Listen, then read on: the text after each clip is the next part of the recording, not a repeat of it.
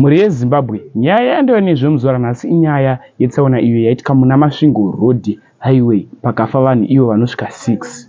Ndokumboota zvaunofunga comment section pamusoro penyaya iyi. Chikwadi rest in peace kune avo vatisiya. Zororai murugare, takasina tarisiro izvi tasingazvifungire kuti hama dzedu idzi dzichatsva dziri mumota. Kusangana kwati kuita zvekare pano paHatiradio 263. Kana uchiri munyowani pathis YouTube channel, subscribe mahara utina on the notification bell. Kuitira pandinodzoka neimwe post uchange uchingoda. Nyaya ndo nezvemuzuva ranhasi inyaya inosirisa zvikuru. Muno muna 2024 kutanga kwemonth raSeptember tikureceiva sad news evanhu vari kuita maaccident vachifa. Ndomborodzodzwa ndinofunga mucomment section pamusoro penyaya iyi. Tinge sina tarisiro izvi kuti hama dzedu padzinenge dzichibuda mumba dzichiti dziri kudzoka dzinofa nenzira yetsaona.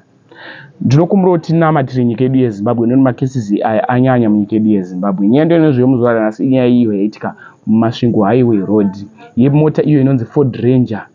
Mota inonzi Ford Ranger ikunzi iyo yaita head on netruck zvichireva kuti gonyeti. After zvaita head on, pane mukadzi iye yanganika mwana kachechi avo vazokandirwa panze vakafira paspoti. Vamwe vanga vari mumota vanosvika ivo 4 vabvirira mumota. Ndokumboota zvandinofunga comment section pamusoro penyaya iyi. Mutumbi wavo zvanga zvichioneka zvazongotorwa zvakaendeswa kumuchari. Zvinova zvinhu zvinorwadza vehukama chema ine tariro. Tasina tarisiro izvi tasingazvifungire kuti hama dzedu dzichatisiya nenzira yetsaona.